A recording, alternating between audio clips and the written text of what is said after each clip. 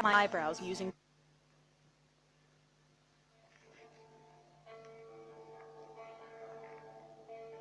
Hey there guys, this is Spectre General 66.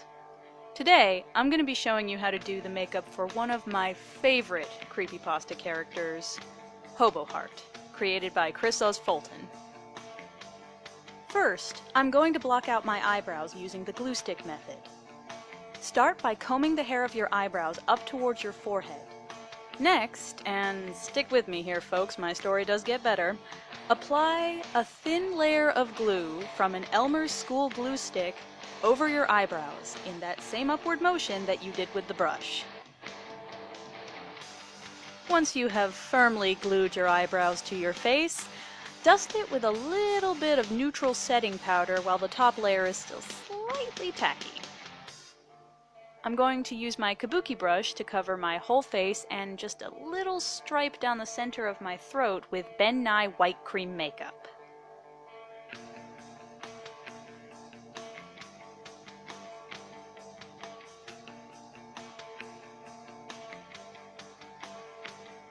The white Ben Nye is a little prone to patchiness, so you might have to go back over it with a small flatter brush to fill in those areas that didn't quite get filled in the first time round, especially in your eyebrows. You might have to do it a few times, but the effect is completely worth it. Once you're satisfied that you don't have any little bits of skin or errant eyebrow hairs peeking through the paint, powder everything down with the same setting powder as before, just to make sure that it doesn't scrape or smear off when you start adding the shading details. I usually do another touch-up on my eyebrows after this step just to make absolutely sure that they are not going anywhere. Because my eyebrows are sentient and they don't like to obey me. Now we're going to start outlining all the little shapes for those details of the skull, like the nose, the teeth, the brow, the edge of the skull, the shape of the vertebrae on your neck, stuff like that.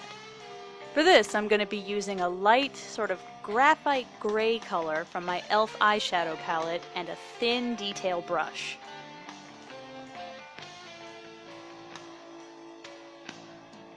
One little tip for when you're drawing the teeth, try not to draw them past where your smile naturally goes, because if you do, it's going to look really unnatural, and not in the spooky way, more in kind of the silly way.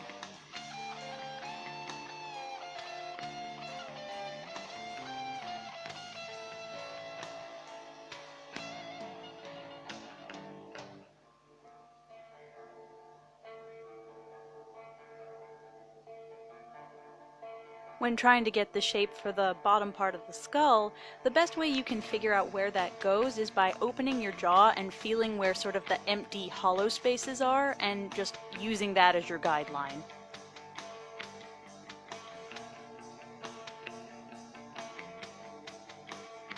Now, the brow and the eye socket is one of the places where you actually can get away with over-exaggerating things.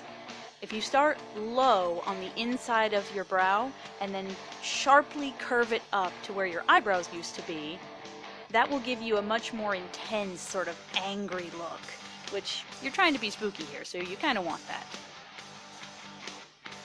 The way you draw each of these shapes is completely up to you. I have my own method of doing it, but honestly, the best thing that will help you here is to have a reference picture of a skull to keep looking back at as you're drawing.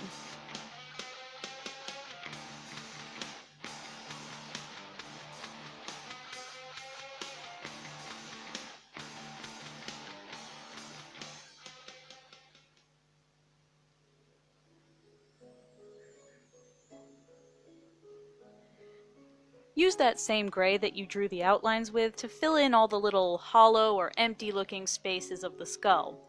Then it's time to move on to the next step.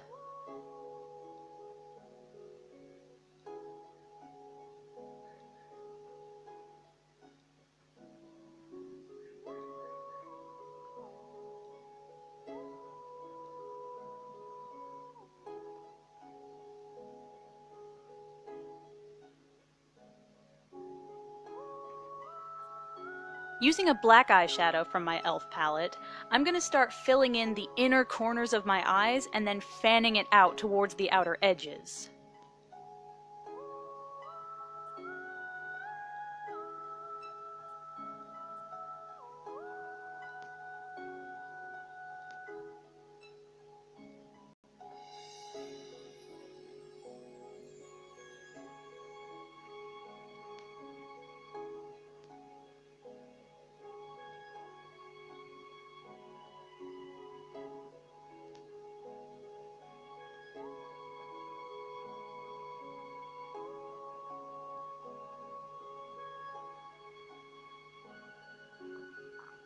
I'm also going to be using this same black to go around the edges of the nose heart and a little bit around the bottom edges of the skull.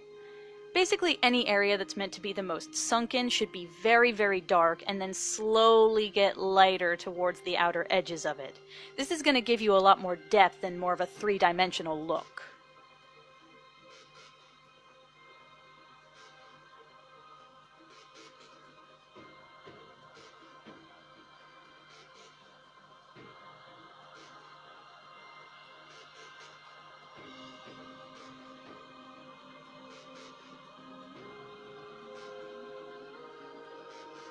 I'm also going to use the light gray to shade a little bit on either side of my nose.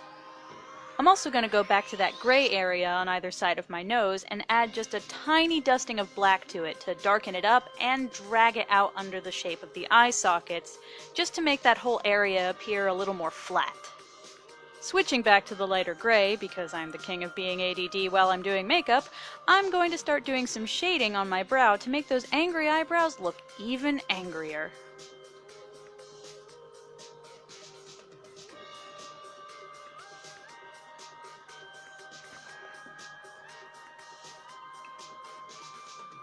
While I'm there, I'm also going to draw in the detail around my temples. If you look at your reference picture of a skull, you'll notice that that shape is kind of like a squiggly, diseased